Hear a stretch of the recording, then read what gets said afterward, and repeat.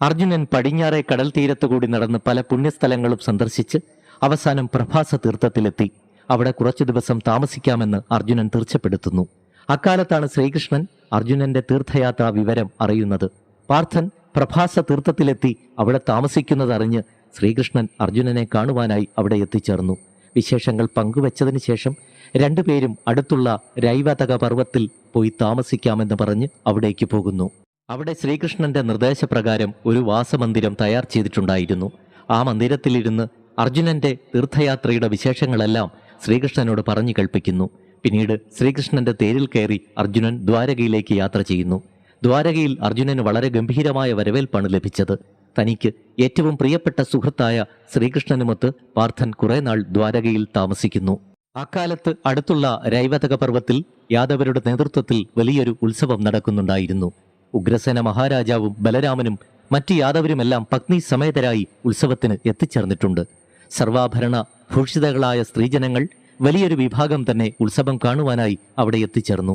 ശ്രീകൃഷ്ണൻ തന്റെ പ്രിയ സ്നേഹിതനായ അർജുനനെ കൂട്ടിക്കൊണ്ട് പല ഭാഗങ്ങളും ചുറ്റി നടന്ന് ഉത്സവം കാണിച്ചു. യാദവരുടെ വാർഷികോത്സവമായതിനാൽ മനോഹര ദൃശ്യങ്ങൾ പലതും അവിടെ കാണുവാനുണ്ടായിരുന്നു. അങ്ങനെ അർജുനൻ കൃഷ്ണനോടൊപ്പം ഉത്സവ ദൃശ്യങ്ങളെല്ലാം കണ്ടു നടക്കുന്ന സമയത്ത് പെട്ടെന്ന് അർജുനന്റെ ദൃഷ്ടി സർവാഭരണങ്ങളും അണിഞ്ഞ് തോഴിമാരുടെ മധ്യത്തിൽ നിൽക്കുന്ന ഒരു സുന്ദരിയിൽ പതിക്കുന്നു. അർജുനൻ ചിന്തിച്ചു, എത്ര സൗന്ദര്യമാണ് ഈ പെൺകുട്ടിക്ക്. പാർത്ഥന്റെ മനസ്സ് ആ സുന്ദരിയെ കണ്ട് പ്രണയപരവശമായി തീർന്നു. അർജുനന്റെ മനസ്സു മനസ്സിലാക്കിയ ശ്രീകൃഷ്ണൻ പറഞ്ഞു, അർജുന, അതെന്റെ സഹോദരിയായ സുഭദ്രയാണ്. അവളെ നിനക്ക് വിവാഹം ചെയ്യുവാൻ ആഗ്രഹമുണ്ടെങ്കിൽ അതിനുവേണ്ട കാര്യങ്ങൾ ഞാൻ ചെയ്യാം. അച്ഛനോടും സംസാരിക്കാം. ശ്രീകൃഷ്ണന്റെ ഈ വാക്കുകൾ കേട്ടപ്പോൾ അർജുനനുണ്ടായ സന്തോഷത്തിന് അതിരില്ലായിരുന്നു. അദ്ദേഹം ലജ്ജയോടെ ശ്രീകൃഷ്ണനോട് പറഞ്ഞു, കൃഷ്ണ സഹോദരിയായ സുഭദ്രയെ പത്നിയായി കിട്ടുകയാണെങ്കിൽ ഞാൻ ഏറ്റവും ഭാഗ്യവാനായിരിക്കും. എൻ്റെ ജീവിതം ആ വിവാഹം കൊണ്ട് ഏറെ സന്തോഷഭരിതമാകും എന്നെനിക്ക് ഉറപ്പുണ്ട്. അർജുനൻ ശ്രീകൃഷ്ണനോട് ഇപ്രകാരം പറഞ്ഞു നിർത്തി. ഇത് കേട്ട് ശ്രീകൃഷ്ണൻ അർജുനനോട് പറഞ്ഞു, അർജുന, ക്ഷത്രിയന്മാർക്ക് വിധിച്ച മാർഗം സ്വയംവരമാണ്. എന്നാൽ അതിൽ പല തടസ്സങ്ങൾ ഉണ്ടാകുവാനുള്ള സാധ്യത ഞാൻ കാണുന്നുണ്ട്. അതുകൊണ്ട് കന്യകാഹരണവും ക്ഷത്രിയർക്ക് വിധിച്ച ഒരു മാർഗം തന്നെയാണ്. ഇത് കേട്ട് അർജുനൻ പറഞ്ഞു, എന്താണ് കൃഷ്ണ അങ്ങ് പറയുന്നത്? അങ്ങയുടെ സഹോദരിയെ ഞാൻ ബലമായി അപഹരിച്ചുകൊണ്ട് പോകുവാനോ? അതെ, അതുതന്നെയാണ് ഞാൻ നിന്നോട് പറയുന്നത്, കൃഷ്ണൻ മറുപടി പറഞ്ഞു. ശ്രീകൃഷ്ണനും അർജുനനും ഇപ്രകാരം ചിന്തിച്ച് തീരുമാനമെടുത്ത വിവരം ഇന്ദ്രപ്രസ്ഥത്തിൽ യുധിഷ്ഠിരനെ അറിയിച്ച് അനുവാദം വാങ്ങി. അങ്ങനെ അടുത്ത ദിവസം തന്നെ നായാട്ടിന് എന്ന ഭാവത്തിൽ തേരിൽ കയറി അർജുനൻ പുറപ്പെടുന്നു. സുഭദ്ര അന്ന് രൈവതക പർവ്വത്തിൽ ഉത്സവത്തിന് എത്തിയിട്ടുണ്ടെന്ന് അർജുനൻ മുന്നേ അറിഞ്ഞിരുന്നു.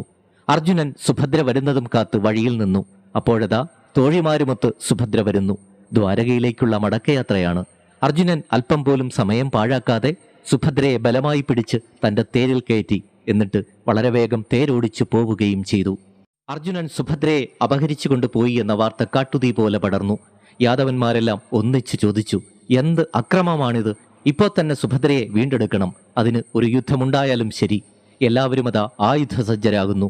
പക്ഷെ ബലരാമൻ അവരോടെല്ലാം ഇപ്രകാരം പറഞ്ഞു, ശ്രീകൃഷ്ണൻ ഈ സംഭവം അറിഞ്ഞിട്ട് അഭിപ്രായം ഒന്നും പറയുന്നില്ലല്ലോ. കൃഷ്ണന്റെ അഭിപ്രായം കൂടി അറിഞ്ഞിട്ട് വേണം നമുക്ക് എന്തെങ്കിലും പ്രവർത്തിക്കുവാൻ. ബലരാമന്റെ ഈ വാക്കുകൾ കേട്ട് എല്ലാവരും ശാന്തരായി. ബലരാമൻ ശ്രീകൃഷ്ണന്റെ നേർക്ക് തിരിഞ്ഞു ചോദിച്ചു, ഈ സംഭവം അറിഞ്ഞിട്ട് കൃഷ്ണ നീ എന്താണ് ഒന്നും മിണ്ടാതെ ഇരിക്കുന്നത്? ബലരാമൻ തുടർന്നു, അർജുനൻ ചെയ്തത് വലിയ ധിക്കാരമല്ലേ? ദ്വാരകയിൽ അവനെ നമ്മളെല്ലാം ആദരിച്ച് സൽക്കരിച്ചു. അതിന് പകരം തന്നത് ഇപ്രകാരമല്ലേ? നിന്റെ സ്നേഹിതൻ ഇത്തരക്കാരനാണെന്ന് അറിഞ്ഞിരുന്നുവെങ്കിൽ ഈ കൊട്ടാരത്തിൽ തന്നെ അവനെ ഞാൻ കയറ്റില്ലായിരുന്നു. ബലരാമൻ ദേഷ്യം കൊണ്ട് വിറയ്ക്കുകയാണ്. അർജുനൻ നമ്മുടെ വംശത്തിന് തന്നെ അപമാനം വരുത്തിവെച്ചു. ഈ നിമിഷം തന്നെ ഞാൻ പാണ്ഡവരെയെല്ലാം നശിപ്പിക്കുവാൻ പോവുകയാണ്. ബലരാമൻ ശ്രീകൃഷ്ണനോട് ഇപ്രകാരമെല്ലാം പറയുകയാണ്. ബലരാമന്റെ ഈ വാക്കുകൾ കേട്ട് മൗനമായിരുന്ന ശ്രീകൃഷ്ണൻ മെല്ലെ പറഞ്ഞു തുടങ്ങി, ജ്യേഷ്ഠ, കാര്യങ്ങളെപ്പറ്റി നല്ലതുപോലെ ചിന്തിക്കാതെ വികാരങ്ങൾക്ക് അടിമപ്പെട്ട് ഒന്നും പ്രവർത്തിക്കരുത്. അർജുനൻ നമ്മുടെ വംശത്തിന് അപമാനമല്ല, അഭിമാനമാണ് നൽകിയത് എന്നാണ് എനിക്ക് തോന്നുന്നത്. സ്വയംവരം പോലെ തന്നെ കന്യകാഹരണവും ക്ഷത്രിയന്മാർക്ക് വിധിച്ചിട്ടുള്ളത് തന്നെയല്ലേ? നമ്മുടെ സഹോദരിക്ക് അർജുനനേക്കാൾ അനുരൂപനായ മറ്റൊരു വരനെ വേറെ കിട്ടുവാനുണ്ടോ? അച്ഛനും അമ്മയ്ക്കും സുഭദ്രയ്ക്കും അത് സമ്മതമാണെങ്കിൽ പിന്നെ നമ്മൾ എതിർത്തിട്ട് എന്താണ് കാര്യം? അർജുനൻ നമ്മുടെ അച്ഛൻ പെങ്ങളുടെ മകനാണ്. ശാന്തനുവിൻ്റെയും ഭീഷ്മരുടെയും എല്ലാം ഉന്നത പാരമ്പര്യമുള്ളവനാണ്. ദ്രോണരുടെ ശിഷ്യനുമാണ്. എന്തുകൊണ്ടും അർജുനനുമായുള്ള ബന്ധുത്വം നമുക്ക് ഗുണകരമല്ലേ? ജ്യേഷ്ഠൻ പറഞ്ഞാൽ അർജുനനെ ഞാൻ വധിക്കാം. പക്ഷെ പിന്നീട് ദുഃഖിക്കുന്നതും കഷ്ടപ്പെടുന്നതുമെല്ലാം ആരാണ്? നമ്മുടെ സഹോദരിക്ക് വൈധവ്യം നമ്മൾ തന്നെ വരുത്തേണ്ടതുണ്ടോ ജ്യേഷ്ഠ? അതുമാത്രമല്ല, വില്ലാളി വീരനായ അർജുനൻ നമ്മുടെ സൈന്യത്തെ തോൽപ്പിക്കുകയാണെങ്കിൽ നമുക്കുണ്ടാകുന്ന ആ അപമാനം അതും കൂടി ഒന്ന് ആലോചിച്ചു നോക്കൂ. അതുകൊണ്ട് നാം അർജുനനെ കൂട്ടിക്കൊണ്ടുവന്ന് യഥാവിധി നമ്മുടെ സഹോദരിയെ വിവാഹം ചെയ്തു കൊടുക്കുന്നതല്ലേ ഏറെ ഉചിതമായിട്ടുള്ളത്? ഇനിയെല്ലാം ജ്യേഷ്ഠന്റെ ഇഷ്ടം പോലെ തീരുമാനിക്കുക. ശ്രീകൃഷ്ണൻ ബലരാമനോട് ഇപ്രകാരം പറഞ്ഞു നിർത്തി. ശ്രീകൃഷ്ണന്റെ ഈ വാക്കുകൾ കേട്ടതോടുകൂടി ബലരാമന്റെ കോപം ശമിച്ചു. കൃഷ്ണൻ പറയുന്നതിൽ കാര്യമുണ്ടെന്ന് ബലരാമന് തോന്നി. അങ്ങനെ ബലരാമൻ അർജുനനെ പിന്തുടർന്നു. ജ്യേഷ്ഠനും കൂട്ടരും വരുന്നത് കണ്ട് സുഭദ്ര വല്ലാതെ ഭയന്നുപോയി. അർജുനൻ സുഭദ്രയെ സമാധാനിപ്പിച്ചു. ബലരാമൻ അർജുനനെയും സുഭദ്രയെയും തിരികെ കൊണ്ടുവന്ന് യഥാവിധി അവരുടെ വിവാഹം നടത്തിക്കൊടുക്കുന്നു. അർജുനൻ 1 വർഷത്തോളം സന്തോഷത്തോടെ ദ്വാരകയിൽ കഴിഞ്ഞു. പിന്നീടുള്ള തീർത്ഥയാത്രാക്കാലം പുഷ്കര തീർത്ഥത്തിലും കഴിച്ചുകൂട്ടി അർജുനൻ. അങ്ങനെ 12 വർഷത്തെ തീർത്ഥയാത്രാക്കാലം അവസാനിക്കുന്നു. അർജുനൻ സന്തോഷത്തോടെ ഇന്ദ്രപ്രസ്ഥത്തിലെത്തി ജ്യേഷ്ഠൻ യുധിഷ്ഠിരനെ വന്ദിക്കുന്നു. അർജുനന്റെ മടങ്ങിവരവിൽ അമ്മയും സഹോദരങ്ങളും ദ്രൗപദിയുമെല്ലാം ഏറെ സന്തോഷിച്ചു.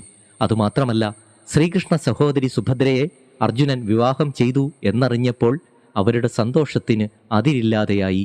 യുധിഷ്ഠിരൻ സുഭദ്രയെ യഥാവിധി സ്വീകരിക്കുന്നു. കുന്തിദേവി തന്റെ സഹോദരപുത്രിയെ വാത്സല്യത്തോടെ ആലിംഗനം ചെയ്തു. ദ്രൗപദിയും സുഭദ്രയെ സ്നേഹത്തോടെ സ്വീകരിച്ചു. 12 വർഷമായി അർജുനൻ ഇന്ദ്രപ്രസ്ഥത്തിൽ ഇല്ലാതിരുന്നതിന്റെ ദുഃഖമെല്ലാം പോയി മറഞ്ഞു. ഇന്ദ്രപ്രസ്ഥം വീണ്ടും സന്തോഷത്തിന്റെയും സമൃദ്ധിയുടെയും രംഗമായി തീർന്നു. ബലരാമനും ശ്രീകൃഷ്ണനും രാജകീയ പദവിയിൽ, സുഭദ്രയ്ക്കും അർജുനനും ധാരാളം പാരിതോഷികങ്ങൾ നൽകുവാനായി ഇന്ദ്രപ്രസ്ഥത്തിൽ വരികയും ചെയ്തു. യുധിഷ്ഠിരൻ അവരെ അതിയായ സന്തോഷത്തിൽ സ്വീകരിച്ചു. ദ്വാരകയിലേക്ക് മടങ്ങിപ്പോയപ്പോൾ യാദവന്മാർക്കെല്ലാം ധാരാളം പാരിതോഷികങ്ങൾ യുധിഷ്ഠിരൻ നൽകുകയും ചെയ്തു. ശ്രീകൃഷ്ണൻ മാത്രം അല്പകാലം കൂടി ഇന്ദ്രപ്രസ്ഥത്തിൽ താമസിക്കുകയും ചെയ്തു.